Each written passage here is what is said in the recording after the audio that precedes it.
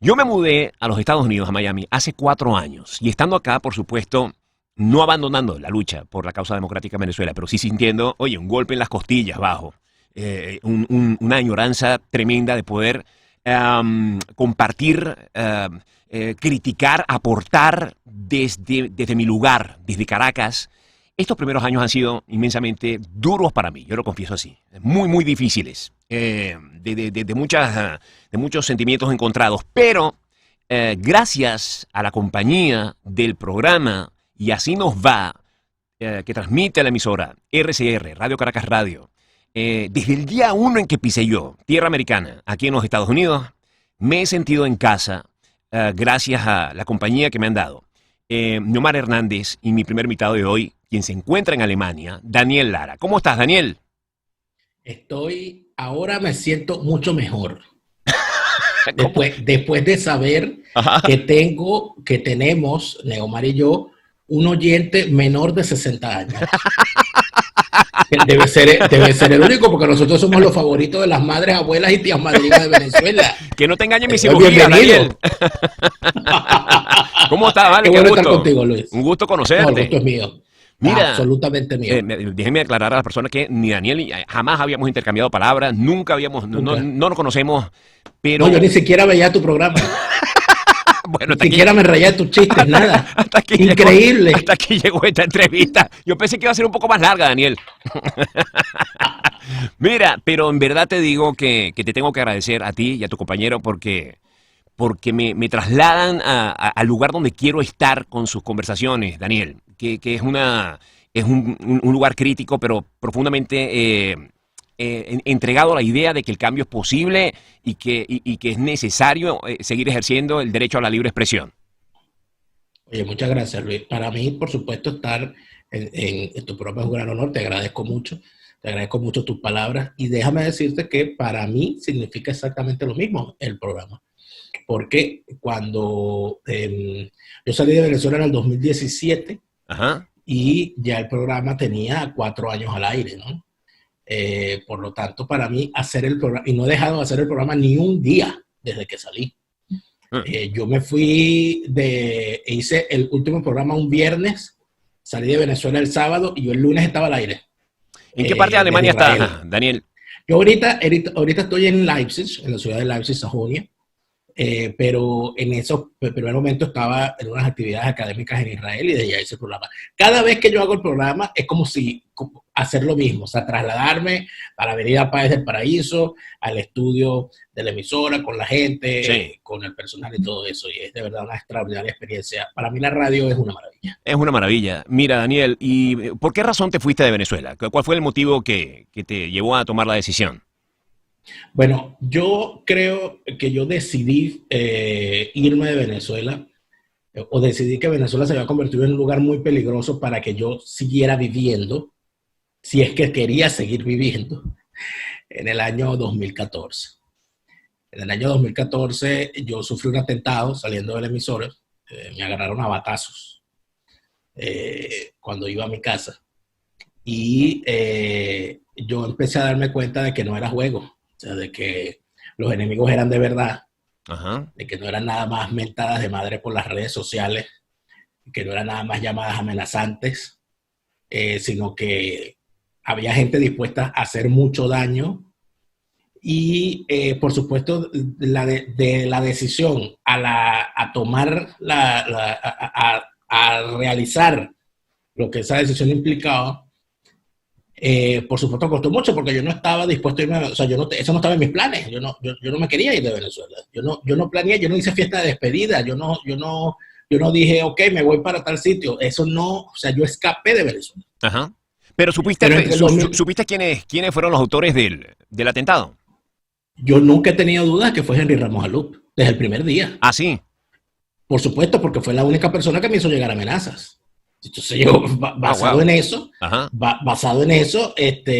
además de eso, posteriormente, se hicieron algunas confirmaciones, porque evidentemente, como quedé vivo, que creo que, no sé si eso estaba en los planes, nunca estará claro, como quedo vivo, ocurrió lo que en efecto me dijo una persona que me dio un consejo que de verdad nunca lo olvidaré, que fue Jaime Nestares, director de la emisora. Jaime me dijo, no, trata de no ponerte a atormentarte la vida en este momento intentando saber quién fue, porque ellos mismos te lo van a decir. Porque si te están haciendo, si te quieren hacer llegar un mensaje, o sea, tienen que mostrarse. O sea, tienen que decir que fueron ellos para que tú entiendas con quién no te tienes que meter. Y en efecto así fue. Las confirmaciones vinieron a los días y yo quedé perfectamente claro. Claro, después de eso, entre el 2014 y el 2017, sí. Yo pensaba que la marea había bajado, pensaba que se habían olvidado, que las cosas habían cambiado. Vino el 2015, ahí ganamos la asamblea, yo salí en caravana, yo celebré, yo tiré cohetones, yo di el feliz años 15 veces en el 2015. Fue una cosa maravillosa para despertarme el 5 de enero del 2016 con Henry Ramos Alú de presidente de la asamblea. Ajá, sí. Ajá. Entonces yo dije, esto era lo que yo estaba celebrando. Ah, wow. Esto era lo que, para esto yo voté. Ajá. Entonces, bueno, luego se desarrolla el 2016 y el 2017 fue el peor año, de verdad, desde mi punto de vista, el peor año que hemos vivido por lo menos durante los últimos 10 años del chavismo ha sido el 2017.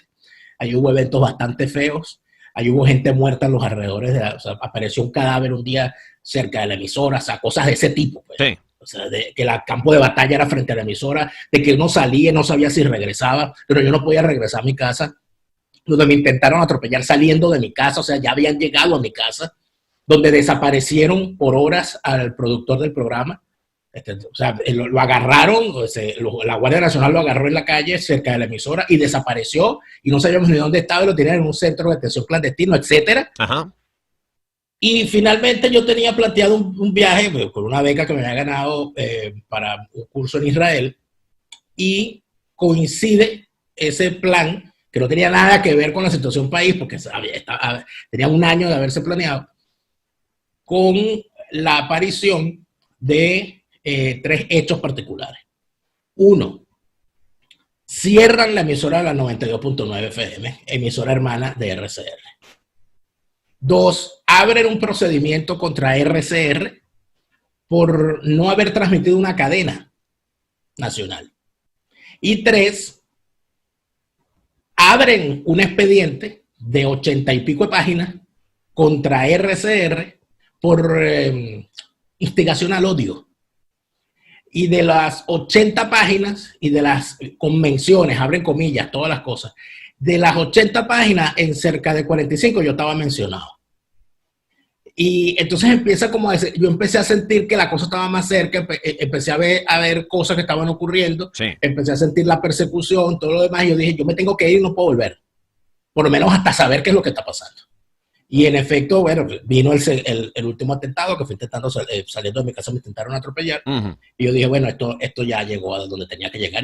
¿Pero todo eso lo atribuyes también a Ramos Alú, o ya hay también parte de la dictadura de por medio? Lo que pasa es que al final uno empieza a ver que todo como que termina siendo lo mismo, ¿no? Porque ahí, en este sistema mafioso, gangsteril que hay en Venezuela, parece que todo el mundo... o sea, yo siento que al final de todo esto, nosotros vamos a hacer como al final de los capítulos de Scooby-Doo. Empiezas a quitarle la máscara y entonces él era el tipo, ¿no? Sí. Wow. Entonces, por ahí vamos. Sí, sí. Pero ya al final... Pero te voy a decir una cosa, en los capítulos finales de Scooby-Doo, cuando le quita la máscara, termina siendo alguien muy cercano a ti. Cuidado, y es Neomar. Claro. Oye. Porque cuando le quitaban la máscara al tipo, el tipo resultaba que era, oye, espérate, ¿no? El que siempre tuviste al lado.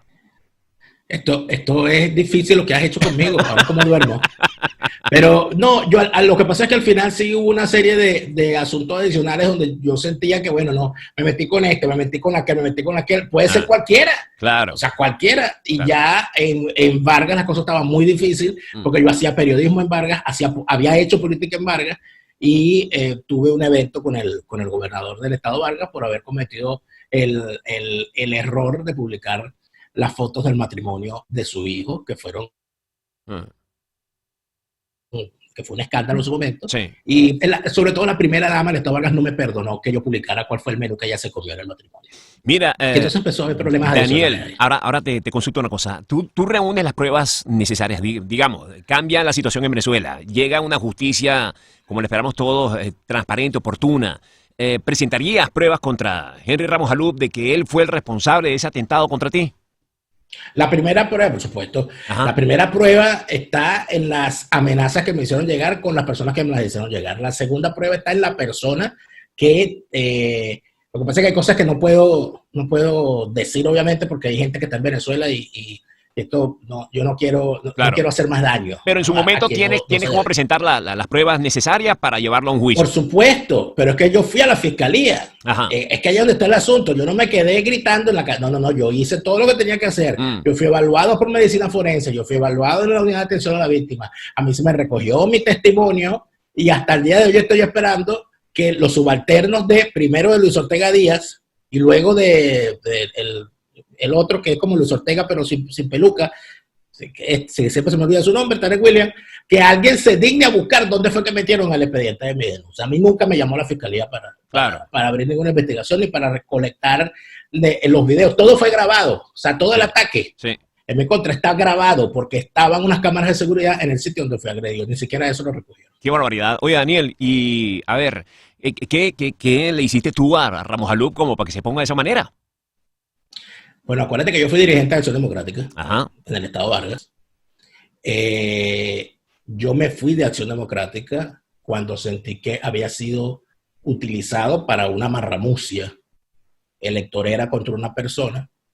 Y a partir de ese momento yo decidí que por peso de conciencia mi deber era denunciar que dentro de Acción Democrática había una vida gangsteril que uno no podía disculpar. Yo me meto en una conjura real dentro de Acción Democrática para tomar la casa del partido y declarar el partido en rebeldía contra Ramos Alup, darle un golpe de Estado. Eso al final yo me fastidié porque en realidad a mí me fastidió la política muchísimo. Ya llegó un momento que yo estaba harto de todo eso y yo me salgo de todo eso, pero de alguna manera se me veía a mí como el líder de la cosa. Además de eso, que yo fui la primera, como ya estaba en los medios, como ya estaba en la radio, yo fui la primera persona en denunciar los negocios de los hijos de Ramos Alup, que eso no lo sabía nadie. O sea, eso era una cosa que todo, o sea, el entorno más cercano a Henry lo sabía, pero no era algo que supieran los medios. Y cuando yo dije que los hijos de Ramos Alup, los dos mayores, Rodrigo y Ricardo, se dedicaban al negocio petrolero con PDVSA y con personajes reconocidos como bolichicos, es decir, que sus hijos eran bolichicos petroleros, eso por supuesto fue demasiado para él. Sigo en compañía de Daniel Lara, desde Alemania. Oye, Daniel, estando en Alemania, tratando el tema de Venezuela todos los días, estando tan informado y tan empapado de todo lo que pasa en nuestro país, y en vista a las dificultades que se presentan a diario en la resolución de los problemas que queremos que se pongan a un lado para que todo esto termine de brindar, ¿sabes?, una línea directa a la democracia. ¿Cómo te sientes tú? O sea, ¿dónde encuentras el ánimo? ¿Te frustra? ¿Eres un tipo luchador? ¿Te levantas todas las mañanas y cuando respiras profundo y dices, este va a ser el día? Mira, yo creo en eso que decía Benedetti de el optimista bien informado, ¿no? Más que pesimista.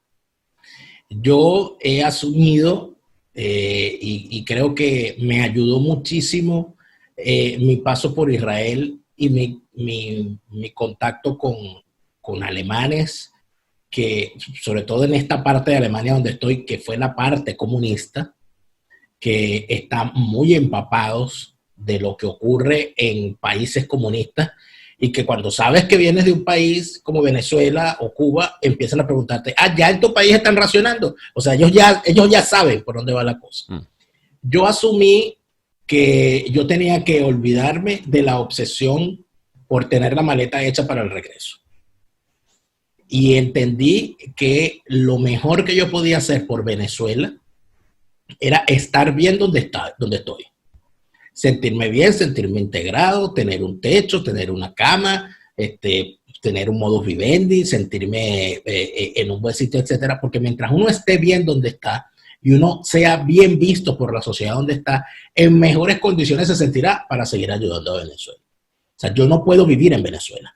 O sea, yo no puedo estar permanentemente pegado a la realidad venezolana y padecer, si en Venezuela no tienen agua, vivir yo sin agua, si en Venezuela no tienen luz, vivir yo sin luz, porque eso en nada va a ayudar. Uh-huh. Lo que sí es bueno es estar al tanto de lo que está ocurriendo, y a veces sí hay que sacarse un poquito el corazón del pecho, sobre todo cuando uno intenta hacer el análisis de qué es lo que está pasando, y uno hace el análisis con un telescopio, porque uno está aquí. Claro, claro. Y eso también requiere que uno sea comprensivo con el que está dentro, que siente que el que está afuera es un indolente. No, yo te quería preguntar, Daniel, porque, a ver, a mí me ha pasado. Y yo cuando estaba en Venezuela, hace 4 años, y me tocaba viajar para hacer presentaciones en otras partes del mundo, y me encontraba con venezolanos que tenían ya unos 10, 15 años afuera, y me decían que ellos ya no sabían, si no se sentían ni de allá, ni de acá, ni de dónde, tenían esa dificultad. Yo no lo entendía, y yo volvía al país con esta cosa en la cabeza hasta pensando, pero bueno, esta gente de verdad, por el amor de Dios, o sea, tiene 30 años y no saben si son de allá o de acá y tal. Y ahora que tengo ya 4 años aquí, y yo no me he despegado, al igual que tú, de la información, de la noticia, claro, en un tono diferente, sí siento que ya yo no tengo el pulso de lo que es sufrir aquello en el día a día. Entonces, a la hora de yo opinar, como trato de hacerlo todos los días por la vía digital, al igual que tú, wow, siento moralmente, yo conmigo mismo, algún tipo de restricción. ¿Te pasa eso a ti? Uh-huh. Claro, todos los días. La ventaja, o mejor dicho, lo que yo he tratado de hacer es, número 1, hablar más con mi familia. Yo nunca había tenido una mejor comunicación con mi familia que desde que estoy fuera, porque eso me permite saber qué es lo que la gente está sintiendo. Luego trato de consumir contenidos de gente, de venezolanos, dentro y fuera de Venezuela, que no hablen necesariamente de política, sino que hablen de la vida. De forma tal de que yo pueda entender qué es lo que un venezolano que no está metido en la política y que no está metido en el periodismo político, qué es lo que está pensando de Venezuela y qué es lo que está viendo. Y eso, además, permite darse cuenta de que Venezuela dejó de ser los 900 y pico de kilómetros cuadrados que posee. Es que Venezuela se convirtió en una cosa donde hay una comunidad de venezolanos hasta Venezuela. Sí. Y el venezolano que está en Chile tiene una forma de ver las cosas, el venezolano que está en Perú tiene una forma de ver las cosas, el venezolano que está en Miami tiene una forma de ver las cosas, y todo eso combinado permite tener una mejor visión. La radio ayuda mucho, sobre todo la radio en Venezuela, porque hay llamadas telefónicas del público. Uh-huh, uh-huh. Y entonces uno se conecta a tierra con eso, sin duda. Ahora, tú te enganchas, por lo que he escuchado en el programa, te enganchas con la gente que te pone un poquitico de pimienta para el pleito. Oye, tú tienes ahí un estómago que yo no tengo. pero te das duro ahí, pues. Claro, porque yo pienso que de alguna manera, si de algo hace... En estos días yo se lo decía a una persona que llamó o que escribió, ¿cómo es posible que este programa, y así no va, se haya convertido en una cosa para que Daniel Darande sacándole la piedra ahora a la gente? Esto antes no era así. Yo le dije, no señora, esto siempre ha sido así. Esta ha sido mi misión de vida desde que estoy frente a un micrófono. Porque en efecto, si yo siento que durante los 40 minutos en total que uno está al aire, en vivo, sí, todos los días, uno es capaz de drenar todas sus frustracheras y que la gente drene todas sus frustracheras, sea insultándolo a uno y exaltándolos, insultándolos al aire y todo aquello. A mí eso me parece que por lo menos estoy haciendo algo bueno para que la gente drene. Claro, pero duda. La diferencia es que en tu caso, a ver, cuando tú transmites, que está cerca de la medianoche en Alemania. Ahorita en verano son las 10 de la noche cuando estoy al aire. Cuando estás al aire, o sea, terminas a las 11 de la noche. Termino a las 11 de la noche eléctrico. Exacto. Por lo menos tú te vas para la cama y sabes, botaste toda esa energía. Bueno, no, es que termino eléctrico, entonces revisando las redes de la gente mentando madre, todo aquello, y yo me vengo sosegando, una cosa así como a las 12 de la mañana, que me vengo cogiendo el sueño. Mira, Daniel, ¿y tu relación con Neomar? Háblame un poco de esto, porque además el balance entre ustedes dos hace del programa algo sumamente interesante y maravilloso de llevar.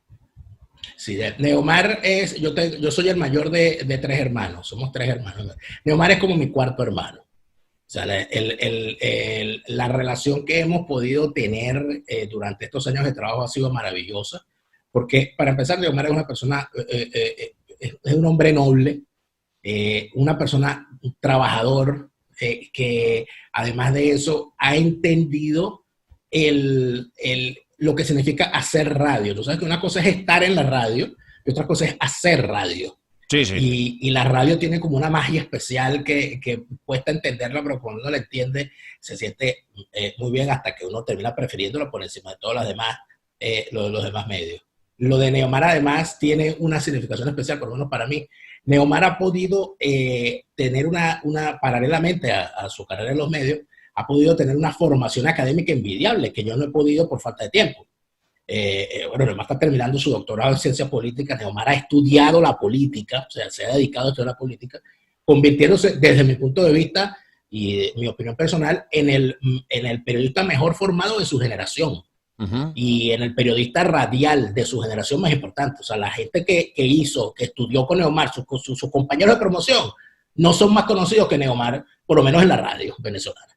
Y eso a mí me parece, estar al lado de él en un programa para mí es un privilegio. Ahora, para una persona que haya estudiado o que estudie hoy día ciencias políticas, el caso Venezuela tiene que ser algo absolutamente contracorriente. O sea, ahí el tema delictivo es mucho más importante que el tema político, porque es casi que una cosa más bien de derecho, un caso de estudio en derecho. Mira, y en Alemania, fuera del tema del programa, entiendo que también tienes un podcast, es un podcast, ¿no? El otro. Yo hago 50.000 cosas a la vez, porque de eso también se trata. Hay que tener la mente ocupada.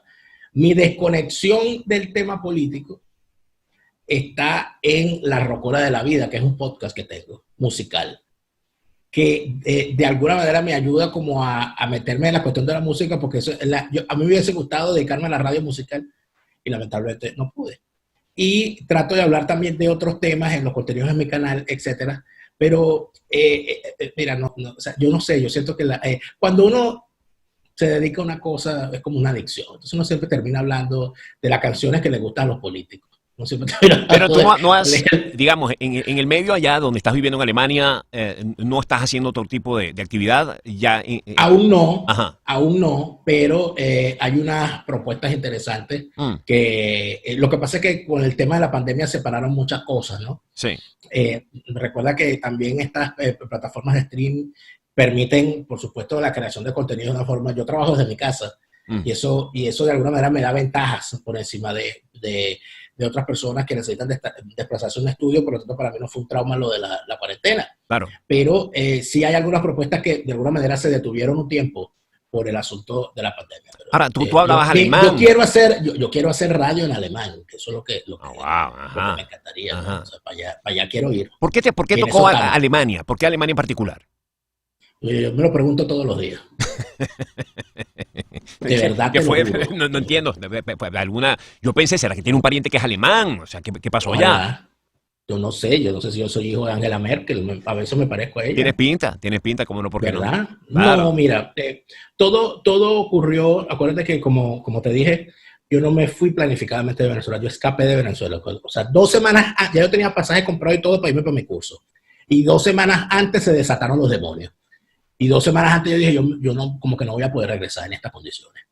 Y hice 2 o 3 llamadas a familiares, porque aparte de eso me fui sin despedirme de muchísima gente. Hice 2 o 3 llamadas a familiares que estaban viviendo fuera diciendo, mira, yo estoy en una situación muy difícil y yo no sé qué va a pasar. Yo no sé si me van a dejar salir del país. Yo no sé qué está pasando. Y pensando en que, oye, me iré donde esté algún familiar en algún momento y bueno, e iré resolviendo el asunto.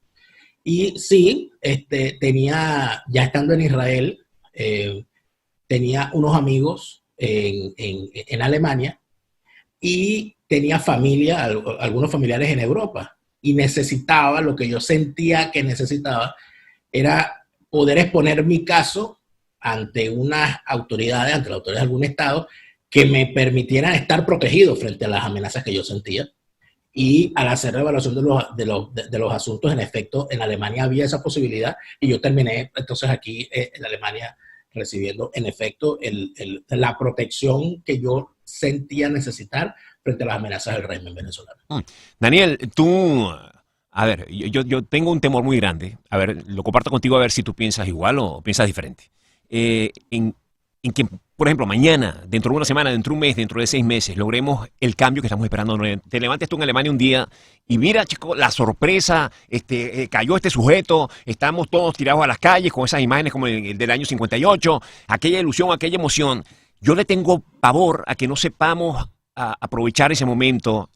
Probablemente sea por la experiencia que tuvimos cuando cayó Chávez y lo mandaron para Orchira y a los 3 días lo teníamos de vuelta celebrado y tal, alzado en hombros y aquello. ¿Qué quisieras tú que aprendiéramos como sociedad, los venezolanos, para que no fracasemos en ese cambio que tanta sangre, tantas vidas tan importantes ha costado? Bueno, que lo primero que hay que entender es que el cambio tiene que hacerse, que la palabra cambio tiene que ser de verdad. Lo segundo es aprender de las experiencias pasadas. Nosotros necesitamos acabar con la impunidad. O sea, tiene que haber un castigo a los que causaron todo esto, porque no puedes permitir que se te conviertan en zombies, que se te levanten de sus tumbas en unos años y regresen.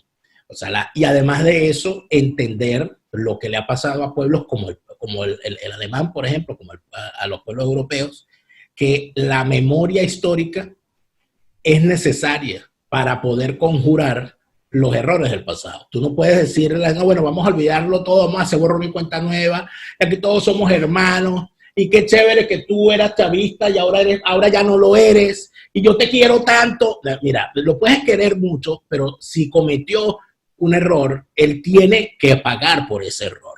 Y eso no es venganza, es que tú necesitas justicia, porque lo que tiene Venezuela es una ausencia total de justicia. Nosotros necesitamos un Estado de derecho y de justicia real. Si nosotros logramos construir eso, lo demás van a ser detalles. Y yo creo que eso es necesario. Mira, hay una cosa fundamental y básica que yo creo que habría que repetirlo todos los días y que a mí me preocupa mucho cuando no se lo escucho a los políticos. Nosotros necesitamos poner todos nuestros esfuerzos del futuro en que haya justicia y en que haya una formación en valores que trasciendan las escuelas.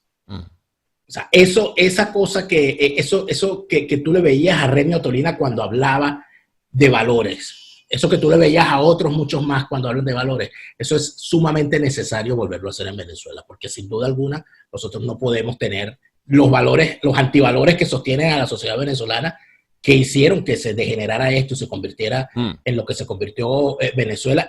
Sobre esas bases no podemos construir un nuevo país. Ahora, Daniel, tú tuviste, entiendo yo porque lo que he escuchado en el programa de ustedes alguna vez, tú participaste en la Asamblea Nacional, en alguna forma, como suplente. No, cuando era estudiante en la Escuela de Estudios Internacionales, yo fui pasante en la Asamblea Nacional. Tuve una pasantía en la Comisión de Energía y Minas como 3 meses y me gustó mucho la cosa parlamentaria. Pero sí fuiste miembro activo de Acción Democrática, como estabas contando. Claro, fue dirigente. Ahora, también me dijiste que la política terrible y tal y todo aquello. ¿Qué diferencia encuentras tú entre participar en la política activamente a hablar u opinar de la política como hoy día haces desde tu espacio, tu programa? La libertad. La libertad. Cuando tú eres dirigente político no hay libertad. Por eso es que a mí me aterra. No voy a nombrar a nadie, no voy a ser alusionante, pero a mí me aterra por la persona que decide dejar los medios de comunicación para irse a la política. Porque yo hice lo contrario.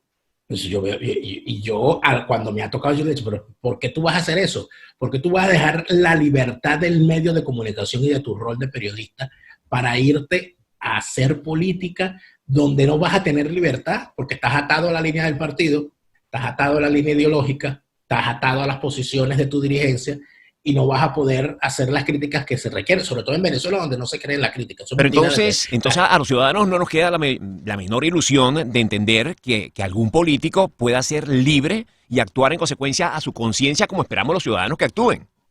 No, hay que entender que los políticos están atados a una serie de situaciones y por esa razón el ciudadano tiene que entender que su rol es criticarlo de forma impendiente. No importa que el político se ponga a llorar.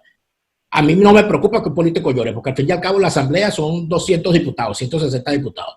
El problema no es que lloren los 30 millones de electores.